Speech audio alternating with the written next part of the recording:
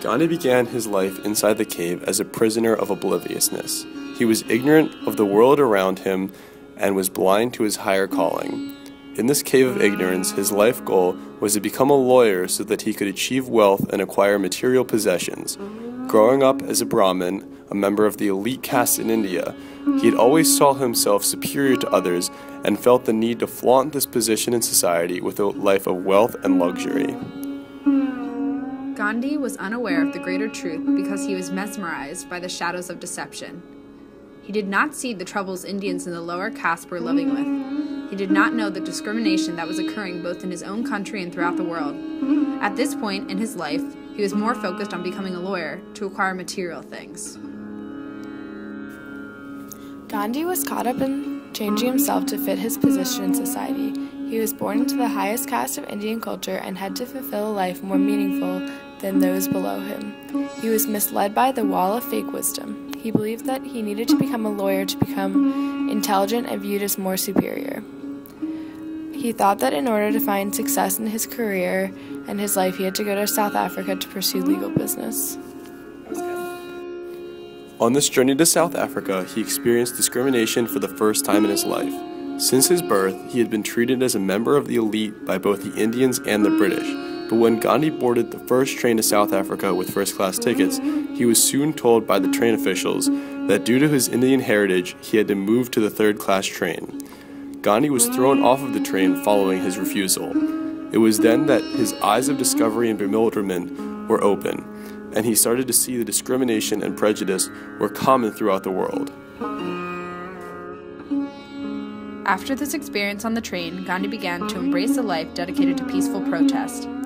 Henry Thoreau was a major influence in the way Gandhi formed his ideas of civil disobedience and served as his legislator of distribution. New ideas and concepts in his book set the foundations for his beliefs for the next 20 years following his realization of discrimination occurring in South Africa. As Gandhi started to become more involved in politics and human rights, he began his journey out of the cave through the mouth of escape. He spent the next 20 years in South Africa protesting discrimination and fighting for equality. Gandhi launched protests to escape the wrongdoings and sufferings that Indians were living with. Gandhi's path to enlightenment was not easy. After a short visit to India, Gandhi returned to South Africa and was quarantined on a boat, and when he was allowed to leave, an angry group of protesters attacked him and his family. Gandhi was struck by the glare of discovery when he realized that fighting against discrimination had consequences and that not everyone would agree and work together with him. Instead of responding violently to the assault, Gandhi passed this test of integrity by upholding his principles of nonviolence. Gandhi did not retaliate against the protesters and instead spoke to explain himself, refuting the claims against him. He also refused to prosecute those that assaulted him, to stand by his beliefs against nonviolence and discrimination. Gandhi came out of this conflict prepared to continue his fight of determination. He created organizations like the British Indian Association aimed to prevent laws and injustices against Indians, one of which forced Indians to carry IDs with them at all times and forced older Indians to be fingerprinted. Gandhi led a nonviolence resistance to this law, which included picketing document offices, organizing mass protests, inspiring miners to strike, and leading marches against this act. In a response to this protest, the British lawmakers repealed the act. After working for many years to achieve equality in South Africa, Gandhi began his return of liberation, in which he traveled back to India to help the people there. This return was both literal and figurative. He wanted to return to the people because after enlightening himself, he knew that his next step was to help the people there reach enlightenment. Gandhi returned to India with the hope to enlighten others and motivate them to free themselves from unjust rule. Just like Thoreau influenced Gandhi, Gandhi served as a legislator of salvation to the people of India, who were blinded by their prejudice. Gandhi, like the people of India, was once blinded and lost in a cave of ignorance, so he believed that after being enlightened, it was his duty to enlighten others. Gandhi did many things in order to legislate and help the people. Gandhi helped all classes. For example, in order to see the conditions of the poorer people more accurately, he changed the style of his dress and began dressing in the average dress. To help influence the people, Gandhi also created the Phoenix Settlement, a communal-style living community. The settlement was an experiment, and it was a way to eliminate one's needless possessions and to live in a society with full equality. Creating the settlement helped Gandhi to lead and influence the people in order to help them attain enlightenment. He taught them that material things and possessions were not important, and that ridding themselves of these useless possessions would enable them to see more clearly.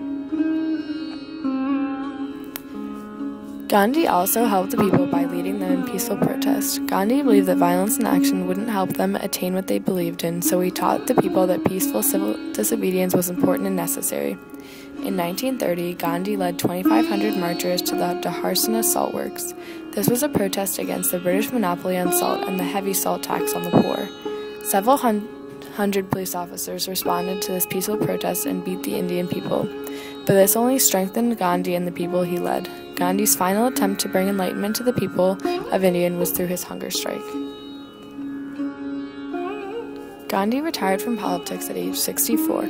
However, he came out of retirement 5 years later because of talk of Indian independence from the British. Gandhi had spent many years working to fight for independence and knew that it was important that he led the people in this final stretch. However, independence wasn't so easy because of feuding between Muslims and Hindus. Gandhi decided he would fast until Muslims and Hindus could work out their differences peacefully and end the violent fights. Muslims and Hindus worked quickly together in order to come to an agreement. Gandhi decided to fast because it was a peaceful last effort to influence and affect the people. Following Gandhi's death, his legacy continues through the echoes of conversation. Gandhi's ideals of civil disobedience and peaceful protesting inspired people in the countries around the world. For example, Gandhi's actions led to a civil rights movement in America, protests in Tiananmen Square, and uprisings in Tunisia. Gandhi's actions throughout his life were made to affect the people, and this continued even after his death. I am a Muslim, and a Hindu, and a Christian, and a Jew, and so are all of you. He offered the world a way out of madness. Men honored him, women loved him, an empire feared him, a nation worshipped him. Long live Mahatma Gandhi! Albert Einstein said, generations to come will scarce believe that such a one as this, ever in flesh and blood, walked upon this earth.